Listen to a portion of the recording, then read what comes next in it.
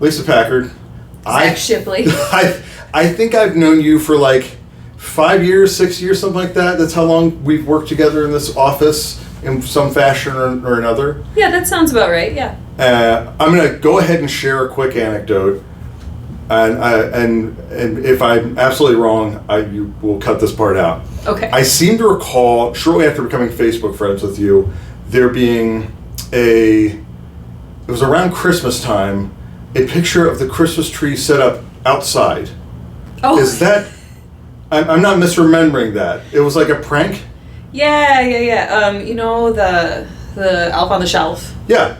Okay, so we have had one for a number of years, and what happened was the elf was very, very mischievous that year, and the elf took our tree outside. So the full lit up tree with the decorations, everything. Everything. This is not an outside decoration. This was your inside tree. No, outside. Like the kids came downstairs, and like the tree was not in the living room anymore. It was pile of pine needles. It was just like I think like the skirt was there, like to show where it had been, and like maybe like an ornament or two like left to show that shenanigans had taken place, and it was just outside. So seeing that post again, like I think I'd never had a conversation with you. Like we'd met, but that was it. Mm-hmm. I saw that and I went like, Lisa's funny. like you don't just do something like this. Like I feel it's like this is an elaborate prank. This is not something you just decide to do on the spur of the moment. You plan it out. Well, it's like Lisa's funny, or like she just really likes to mess with her kids. Like okay, but it wasn't me. Yeah. It wasn't you. It was the elf. It was the elf, of course. Right. Naturally, the elf. The elf did it. But still, you encourage the elf. Yeah. I invited it into our house initially, and it's like vampires. Mm-hmm. Like they have to be invited in. So if you invite one in, then you have to be prepared to accept the consequences. So that was my introduction to Lisa as a person who is, aside from being a real estate professional, she is also kind of got a good sense of humor. And to me, that is like the gold standard of any kind of relationship I have with anybody. I can be friends with somebody if they're funny. Like no matter what other things are going on in their life, no matter how little we have in common otherwise, if they've got a good sense of humor, we can be cool. Mm-hmm, and so when knowing that was kind of like, okay, I want to make sure that I'm like in Lisa's circle in some way. So let's dial back even further. Mm-hmm. Where did you go to school? So I went to Greendale High School in Greendale. Greendale, Wisconsin. Believe it or not, okay. Greendale, Wisconsin. Yes, it's a suburb on the south side of Milwaukee. If you know where Southridge Mall is, if you ever were a cool kid hanging out there, that's where I grew up. Not in the mall. Yeah. I didn't live in the mall, but I visited the mall. Around the time we grew up would have been the time when cool kids hung out at the mall. I don't know if they still do that or not. I don't know. I don't know if they do. I mean, it's more fun to hang out there now because there's an escape room and there's like a big arcade. Oh, okay. So that seems cool. You can get chicken nuggets. So I assume that's what kids want. So in high school, did you have any creative pursuits then? Like, were you part of like school plays, or were you in school band or anything like that? Yeah, so I definitely was involved in the theater at the school. So I think I started getting into like theater a little bit when I was in 6th grade, because I was like kind of a shy, unpopular, kind of losery kid. I was definitely like a chubby kid. I got picked on a lot. Oh no. And then in 6th grade at my school, the elementary school I went to, we had like these 6th grade plays, and I discovered like, oh, I could be someone else. Like, I don't have to be me, because being me wasn't working so well. So I discovered I could be someone else in this play, and like people would like listen to me, and maybe they would be nice to me. Mm-hmm. And so I was in a play, and I'm like, wow, I really like this. So then I tried out for plays in the middle school, and I got put in one in 8th grade, and And then in high school, I tried out for the plays, and I didn't make it, but I got on the stage. I did the stage crew. So like freshman year and like part of sophomore year, I did the stage crew where you build the sets, and and you wear all black and get to move the pieces around like in between scenes. And then I think finally like maybe junior year, I got a really small part in the fall play. Like I think I had like one line or something, but I got a part. And gotta start somewhere. Exactly. So I did that, but also in sophomore year, I discovered comedy sports. So if you're aware of comedy sports, it's a comedy club in Milwaukee, and they do improvised comedy there, and it's like it's like whose line is it anyway? So the uninitiated, comedy sports it's competitive short form improv. So realistically, if anybody's ever seen Whose Line Is It Anyway, that's like basically the same idea. Yep. Right down to the idea that like the points don't matter. But it wasn't necessarily. But also like it's been like it celebrated its 40th anniversary this year. 40 years this year. So you think about it, like there was still a pretty established thing. Yeah. Then, and so to kind of jump into that was that there were already really good established players there and that could teach you. Yeah. So they had a high school league. They don't have it right now. It would be great if it came back. COVID kind of murdered it. Yeah, with a lot of things. But in the 90s, there was high school league, and it was amazing. So like all these weird kids would get together on Sundays, and we'd go to comedy sports.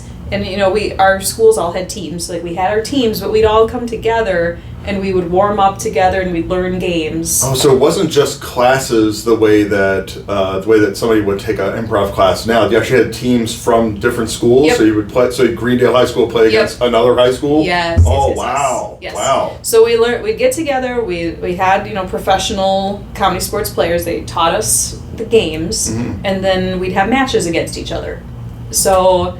We had T-shirts, we had team names, and it was cool. And that's when I like really started to come out of my shell, I would say, like, cause I was like, oh, I can just be weird. Cause I was a weird kid, and it's like, oh, I can just be weird with these other weird people. Like, this is pretty good. Yeah, that's such a sidetrack from the rest of this kind of podcast and everything else, but like. You think about it, like you in high school, middle school, etc. You try your best to just not be weird, so that people don't notice you. And then as soon as you get out of school, you realize that how valuable weird is, and weird is the only way people remember you. Right. So it's like so it's good that you discovered that like weird has value. Yes. And weird is a career choice. Yes. Or at least a way to advance your career if you can be weird the right way. Be weird the right way. That's the takeaway.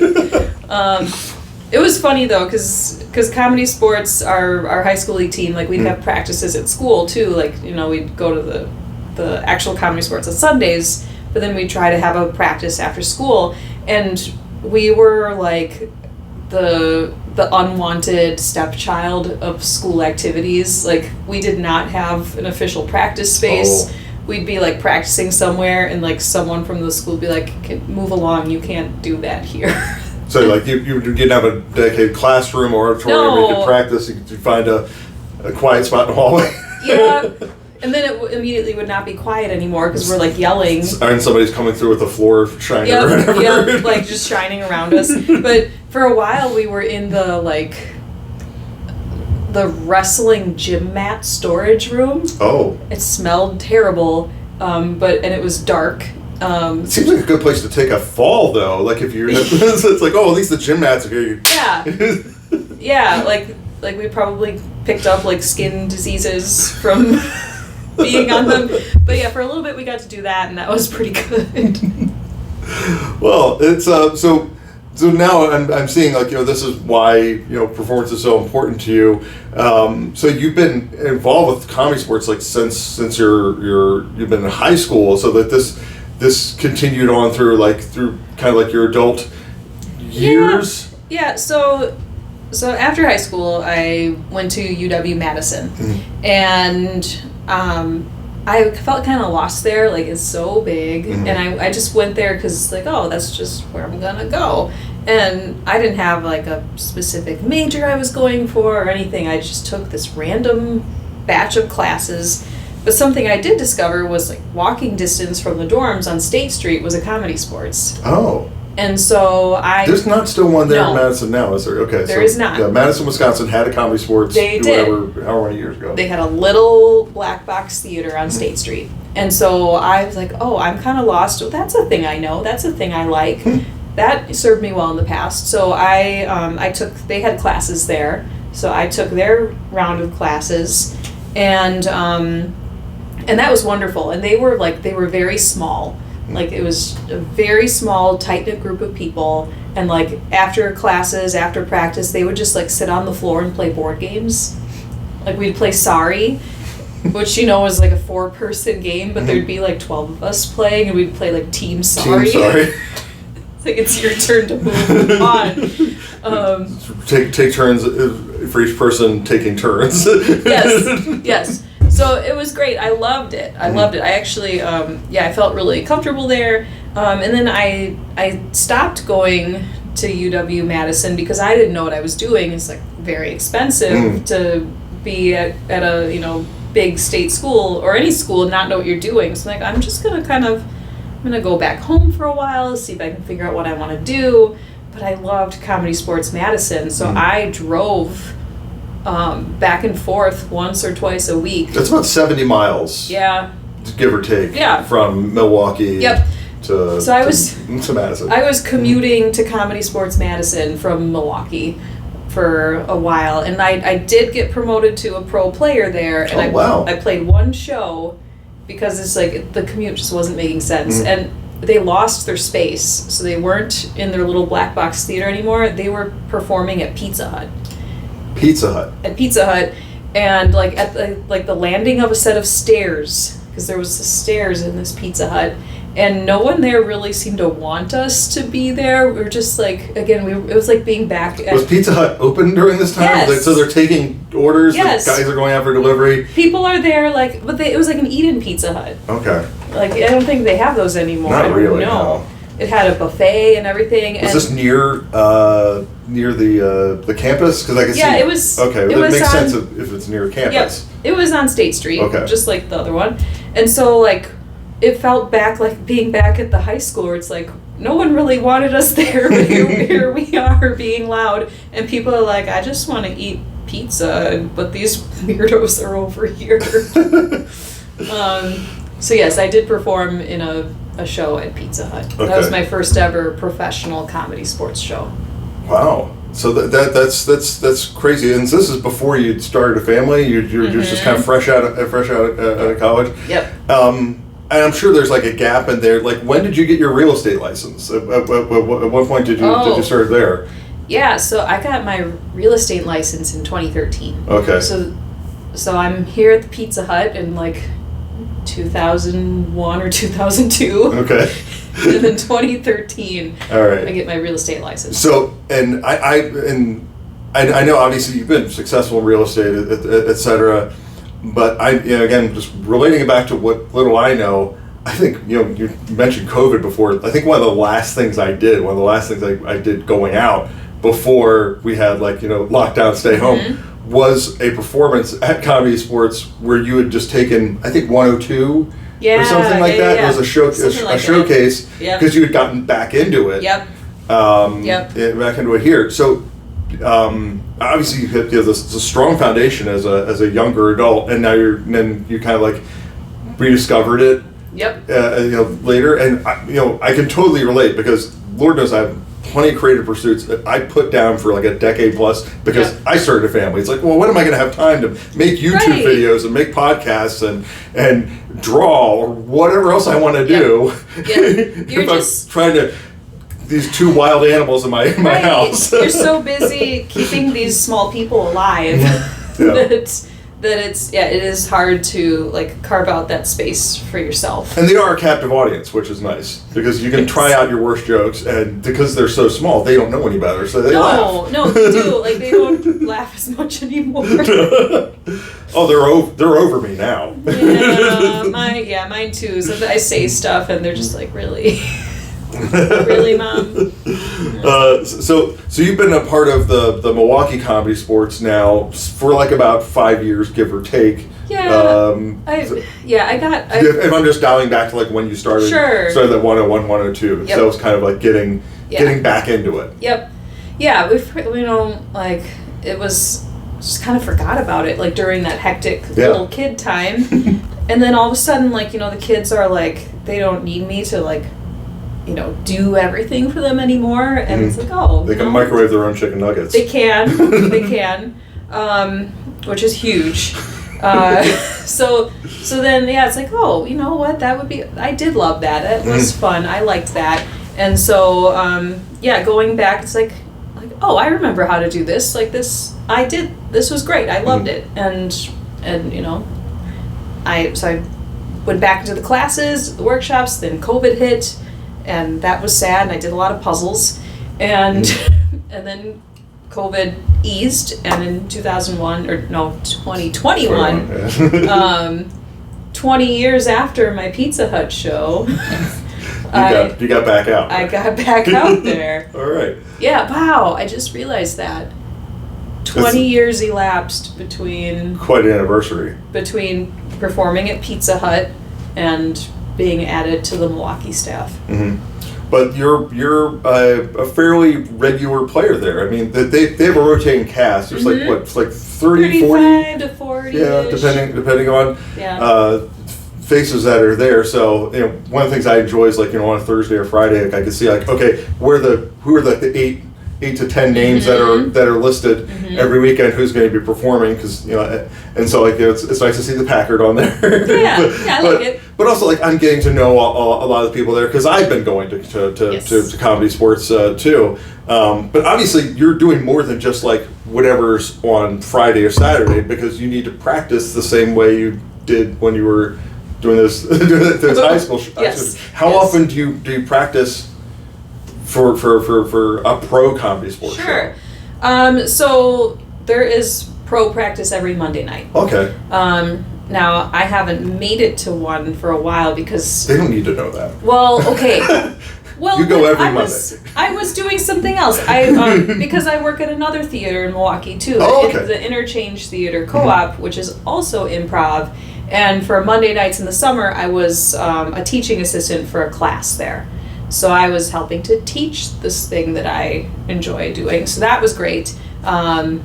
But to give back to the comedy community in a way, to grow the... Yes, to have people. like little comedy babies that you nurture, and then you like see them up on the stage being funny, and just makes your heart happy. Yeah, and Interchange Theater, that's obviously it's a different place than comedy sports. Comedy sports is very...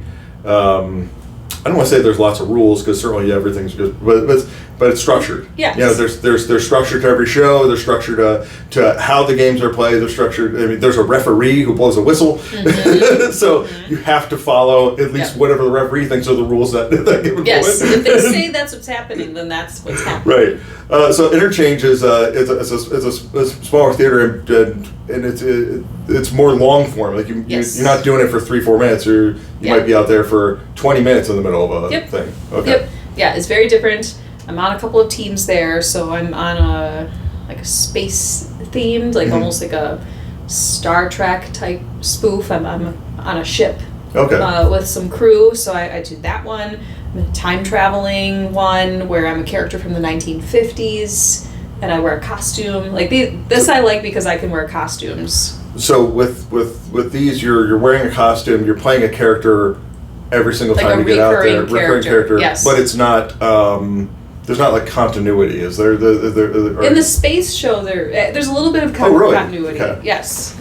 And then I'm on we have a Sherlock show that I'm in as well, and then like I'll guest here and there, because there's a lot of different teams there, and like if you have a good idea for a show, like you can say like, hey, can we do this show, and you can get space and do it. So like if you go to comedy sports, you know what you're going to get. Yeah, it's a formula, and the formula is tried and tested and true, and it works. You go to Interchange, you don't necessarily know what you're going to be seeing that night, but it's going to be interesting. It could be really off the wall, which depending on where your comedy's tastes are, it might be exactly what you need Yes. at that moment. At Interchange, you can say swear words. Oh, okay. And at comedy sports, you should not say swear words. That is a benefit of the comedy sports thing. You know, when you talk about you get what you have what you know what to expect there. Yeah. Is that it is, if it's not exactly family friendly, it's at least like not offensive. It's all ages. Kind of weird. It's all ages. Yeah. It's all ages. It's not like we're gearing it towards children. Yeah.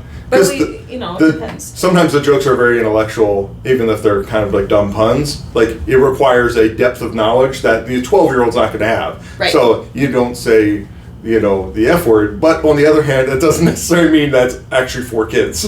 Right. But what's cool about comedy sports that I really appreciate is something that we do, and I think in Milwaukee we're particularly good at, is that we do before the match starts, because it's a match, not a show. Right. We go out.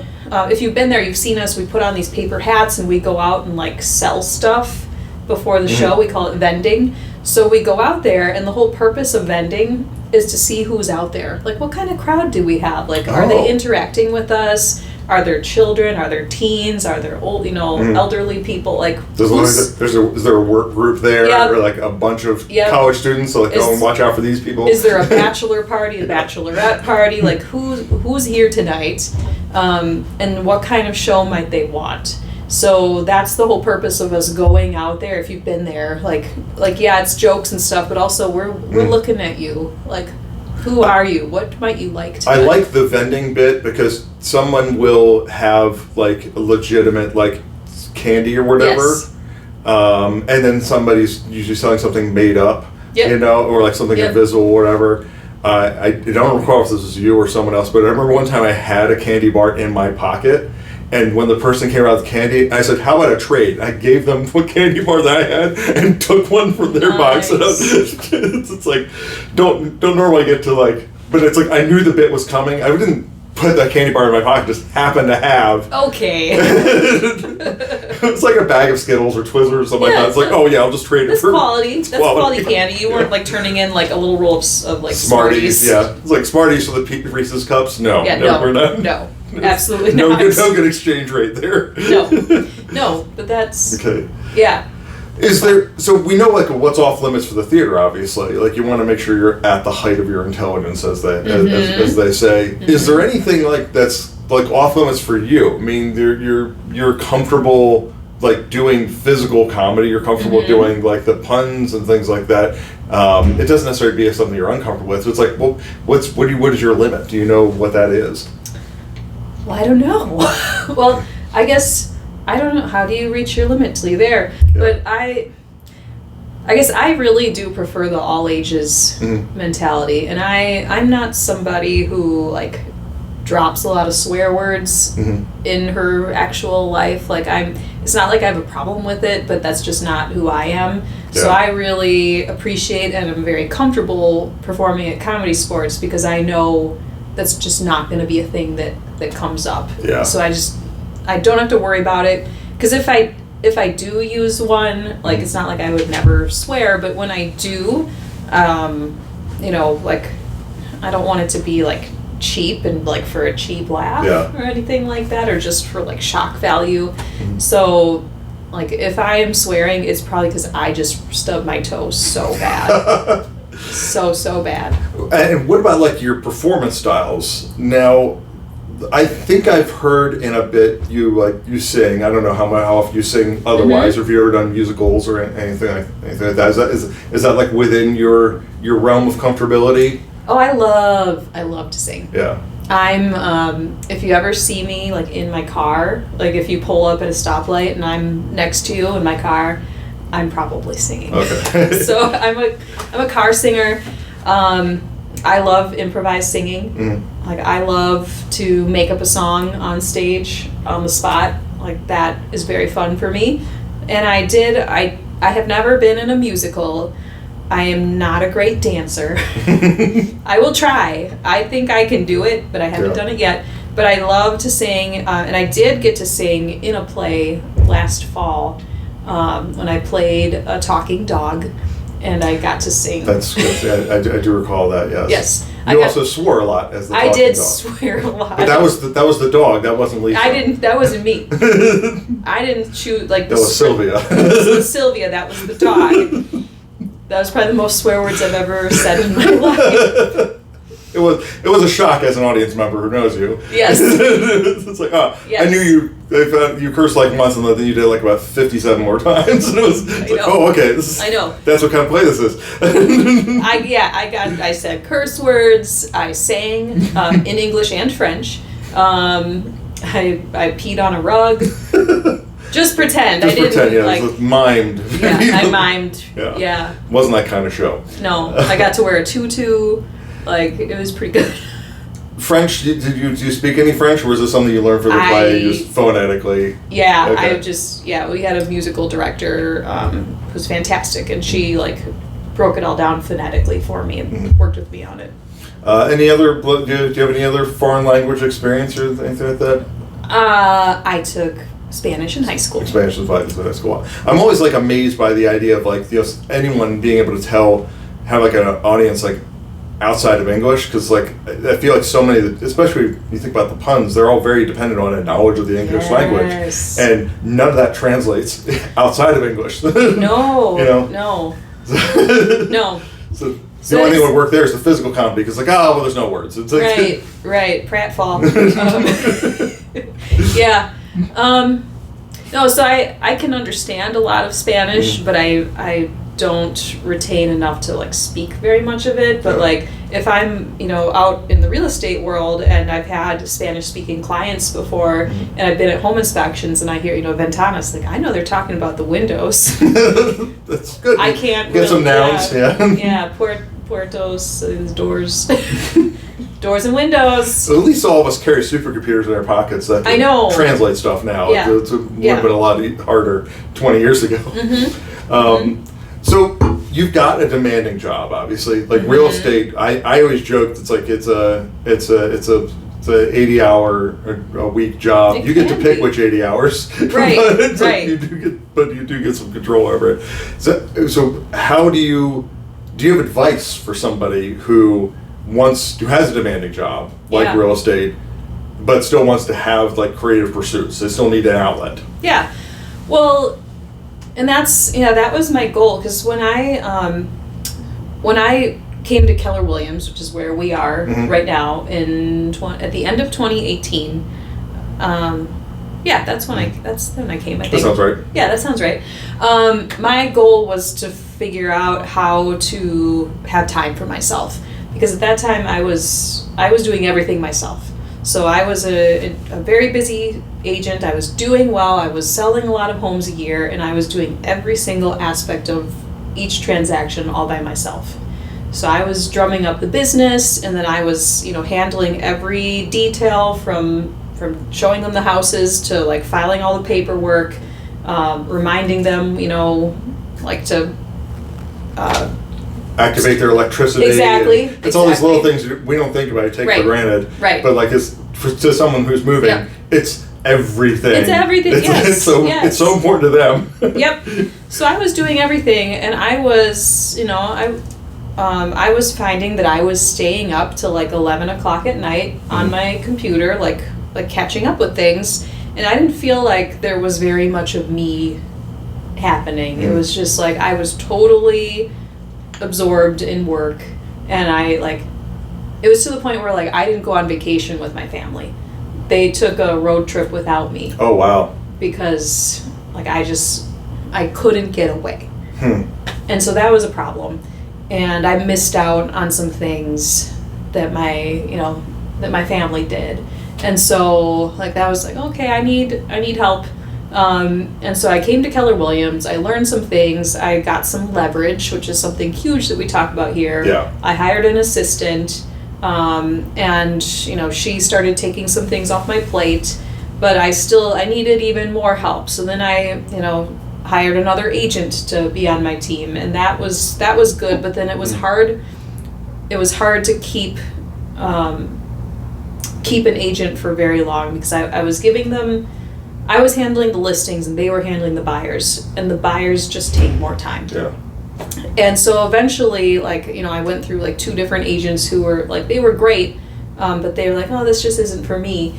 And then I merged with your team, yeah. Zach. This was not meant to be a commercial for me. No. But yeah, so eventually we said, we kind of worked well together. Yeah. Apart, but also together. We were running very similar businesses. We were doing similar style client events, and we just had similar philosophies, and everything's it was a joke at a party we were at. It's if I ever lost my buyer agent, maybe I could just join your team. And that could happen the next week. It did. I didn't curse, but no, it was. I think that's a key point though. For anyone watching, it's you can have this big career and you have a really important job, whether that is in real estate or finance or teaching or whatever. But if you have a creative pursuit you want to do, you have to figure out a way to give up something, give up some control, or give up a part of your job some way, somehow, in order to fulfill that. Yeah, because it's you can have time or money. You can have both, but you're gonna have more of one or the other. It's here's time over here, here's money over here, and they're like this, or you can do this. And it's okay, I can, if I have other people do things for me, that's going to cost some of my money, but it's gaining me all of this time. And for me, time equals sanity, because time means I can take that time that I am not spending on every single detail, and I can now invest that time in things that make me feel good and make me feel like a full person, like my creative pursuits. I really feel, and you can dispute this if you don't, it's balance is a myth. There's no such thing as doing 50-50, or even just staying I'm going to be 75-25 all the time. Right. It's balance is a series of corrections. It's this day I worked way harder, and this day I'm going to play way harder. It's a seesaw. You're just one day you're up, one day you're down. And you're just constantly, just want to make sure you're not just up the work side all the time or on the play side all the time. But I definitely appreciate and love the idea that you can have time, money, you can have a little bit of both, but you're ultimately going to choose which one is more important to you. Because I've made kind of the same decision for myself. If I worked a lot harder, oh boy, I could have a lot more money. But we're kind of comfortable where we're at. I don't need. Okay, if I had $1 billion, I suppose I would do something with it. But it's not worth it for me to work my knuckles to the bone in order to make a couple thousand extra, because I've got a relatively comfortable life now. But I also have time to, in a couple hours, to pick up my kids from school, and you're going to do the same. Me too. The only way we can do that is by knowing that okay, someone else is handling some paperwork, someone else is handling this. I have set expectations for my clients that I'll return phone calls at this time, not as soon as you call. Yeah, and that's the thing too. It's once you find people who can help you, who you can share your income with, who can help you, well then the things that I was missing out on, like not being around for dinner, I think every night this week I will be having dinner with my kids, and that's really big for me. That is not a situation I could have imagined a couple of years ago. Did they eat the pickle pizza, or was that just for you? No, they did not eat the pickle pizza. They just had regular pizza? No, they didn't have pizza at all. Oh, okay. Zach is referencing, I posted yesterday that I made a pickle pizza. Here's what I made yesterday. Okay. Was that yesterday? I don't know. That was this week. I don't know. Yeah. So, it might have been the day before. So my kids are picky. and they are not their picky overlaps do not work out very well. So I made breakfast for dinner, which included making bacon, because the one kid likes bacon, and I also wanted bacon for my pickle pizza, because it was a pickle bacon pizza. Pickle bacon. Yes. Not pickled bacon. No, pickles, bacon. Also fresh dill. But I made bacon, and then the one kid wants a waffle, so I had the waffle iron out to make a waffle, like no Eggos, like waffle iron, good waffle, and then the kid who wants bacon also wants scrambled eggs and toast, so for dinner I made bacon, scrambled eggs, toast, a waffle, and a pizza. It's a lot. Yes, but you know what? Everybody was happy. And that pickle pizza was very good. Good. What is next? What's next for Lisa? What's next for Lisa? Do you have any plays or anything that you're doing this fall, or Yeah, so I really like improv. I like all the improv stuff I do, but I also really like having something to study and something to work on for a while. So that's what I like about doing plays and the community theater. So I am going to be auditioning for A Christmas Carol, which is a play everybody knows. It's a play everybody knows, and so I'm planning on auditioning for that. And my hope is that I can get a role in that, and then because that gives me something to study in the evenings if I don't have improv to do, or I don't have work stuff, or dinner's over, put away, the kids don't need me to entertain them. It's like something that I can do with my brain. So that's something that I like about scripted work. Okay. So that I'd like to ideally do like 2 to 3 community theater plays a year, and then improv around it and work and and make pickle pizzas. Is this where you feel like this is where you're pretty comfortable, or is there like something more that you want? And there's no wrong answer here. I'm not trying to pressure you, saying, well, why aren't you in Hollywood? It's because not everybody wants that. No, I do want to I'm going to take an acting class at the Milwaukee Rep in the winter, because I think that would be a goal to kind of, I love community theater. I'm having a great time, but if I could get to a place where like I was doing plays and making some income off of that, and if I could be a paid actor, like that would be cool. That's kind of an unspoken element of what we've talked about here, is that comedy, sports, the interchange theater, the community theaters, they don't pay much, if anything. Yeah, I do. There's a lot of volunteering. There is, with community theater, it's volunteering, and usually I'm spending money because oftentimes we have to buy our own costumes. Yeah. Or not like we have to buy like elaborate things, but you might need to go to Goodwill or Salvation Army and pick up a thing or two, and like we might be supplying our own props too. So if I'm in a community theater play, I'm spending money to be in that play. Not a lot, and it's great, and the experience is worth it. I do get paid to do my improv. I'm a professional improviser. I will not disclose, but it is not. I will not be leaving my day job. That is kind of like you're talking about literally paying your dues in a way. It's like you pay a little bit of money out of pocket. You earn a little bit. I mean, to earn anything in a creative field is like beyond what most people watching this or listening to this are ever going to be at. I've sank, certainly more money than I'll ever make into some of my hobbies. Sure. And sure.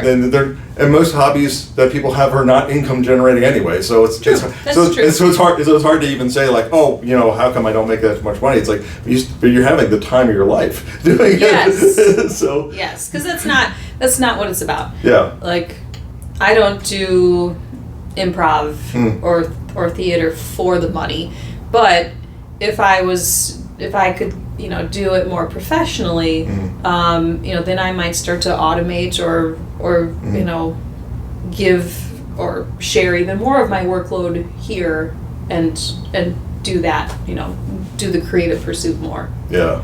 I'd have to find the balance, or not the balance, but I'd have to find the find where that lies, like how on the seesaw. How far can I tip this way before I fall off? Yes, yes. I haven't fallen off yet. I'm ready to. I've come close. Yes. Yeah. Because it is difficult to put like all of your energy into one thing and not ignore everything else around you. Even now where I'm at, and so I might spend 1 or 2 nights a week practicing towards a performance of some kind. But then like there's another night where like I'm writing, or there's a night where I'm preparing for a podcast like this. Sure. It's like the more irons I put in the fire, the more I realize that